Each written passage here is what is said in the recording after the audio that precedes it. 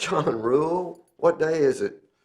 Darn if I know. I think it's January 11th, Okay, 2016. look at here. Oh, Warm I weather see. pictures. This is from Yeah, the spring. that warms the cockles of my heart. That's one of those What is that on? Skipper on? a dead nettle. Oh, And he's right. got a I skipper. thought I recognized the leaf. Yeah, And those are there's things you see in our the spring. mayor. Yeah, and that's several years ago from an Oh. Omni poster for Earth Day or something. Yeah. And here's the mayor getting I should try to adjust that. Right. Sensitive. It's naming Fayetteville as a, Right. Sensitive briar. yeah, naming Fayetteville as a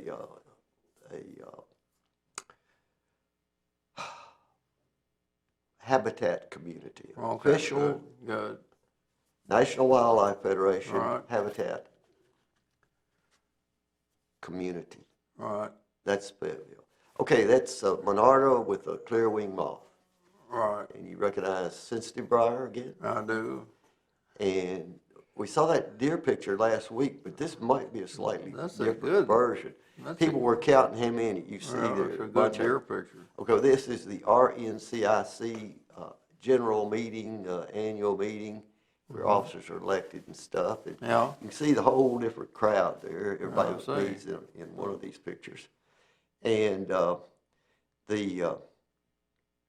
about that certification of the city as a community wildlife habitat, Yeah.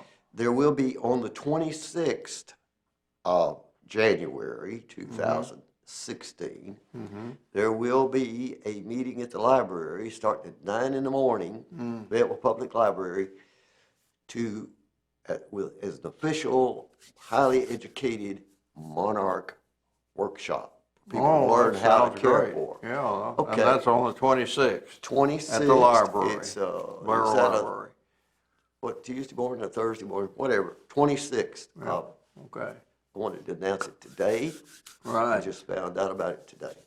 Okay, those are our new officers who are just really the old officers from last year. Like the president's on the left, vice president's the man, and then the secretary and treasurer. Right. Okay, we're down now to the frost flowers. Well, beautiful. Can you They see do them up look close? just like flowers, don't they? Well, they do, and the main thing, they grow around the base of the stems of Extruded, those 6 right. feet tall, Cold. 6 foot tall. Yeah. There are two types of plants that have them. Well, there's several. Verbicina virginica is the main one that we have here. On the left, you see Jason Mayfield, and on the right, Bill Jones, my right. And these guys are in their 30s, and they're guys in their 30s, and here's one of them. They got out there and batted a golf ball around, did all kinds of things. They were baseball players I see. on teams that I organized to play. That's a frost flower. Yep. That is actually, it looks like the fetus of a frost flower that's going to grow. Yeah. So this moisture goes back into the ground, except one of these guys actually ate one of those just to see how it tastes. Right.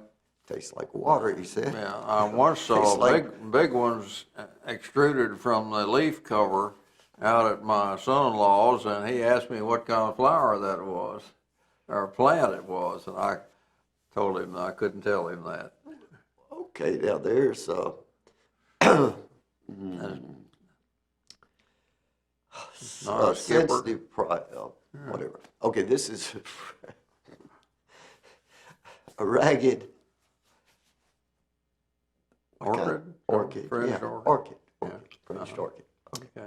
Okay, here's another one of those hand shots holding the thing. Somehow these get out of order when I put them on here. Right. I don't know. I can just do it. slop them on there.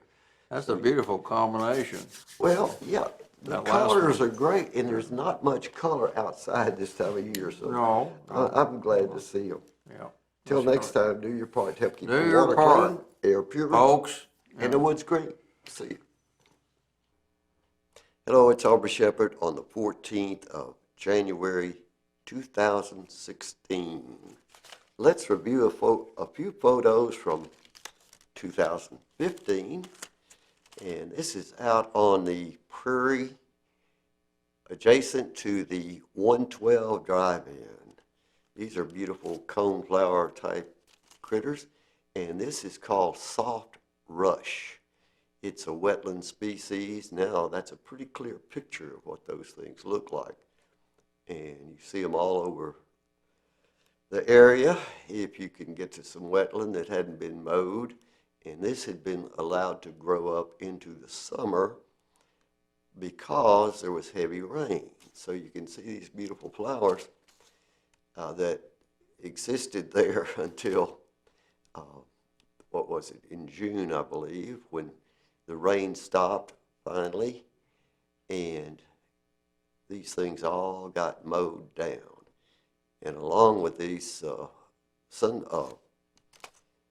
these are the pods of Asclepias hurtella, the tall green prairie milkweed. And those pods, of course, were there to make more seed, but I doubt anybody collected any because the mowing suddenly occurred and they hadn't quite turned brown, gotten ready to be used as seed anyway. But that's Asclepias hurtella, tall green prairie milkweed, in bloom on that same day.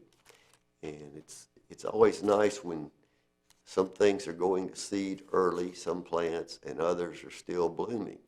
So that these could have been covered with monarch butterfly caterpillars and would have allowed more monarchs to fly from that area a little later in the summer. But what happened? They got mowed down. Okay, you can see there a bumblebee using the Asclepias hurtella and many, many other insects. That's a pretty good close-up, I thought, so I bet I've used that 3 times in the summer. This is the ironweed, beautiful red or purplish flower. Okay, this is 2016 picture. This is a cat squirrel, gray squirrel. In my front yard, one of my trees, they're pretty tame around people's houses. And this is a brown thrasher, and this is a wren. And you see he's using thicket. It's actually a brush pile in my backyard. And those things love a thicket and a brush pile. So, okay, here's a sparrow. And I'm not sure which species of sparrow this one is, but this is also from this past few days of when I could stand it to be outside long enough to make a picture. This might be a white-throated sparrow. Anyhow, he's looking straight at you now, and I enjoy seeing the wide variety of sparrows. Joe Neal's the only person in town, I think, who gets on Facebook and so forth and actually shares names of so many species that most of us can't even guess what they are. Okay, I moved from the Environmental Action Committee to the so-called Tree and Landscape Committee, and it's now the Urban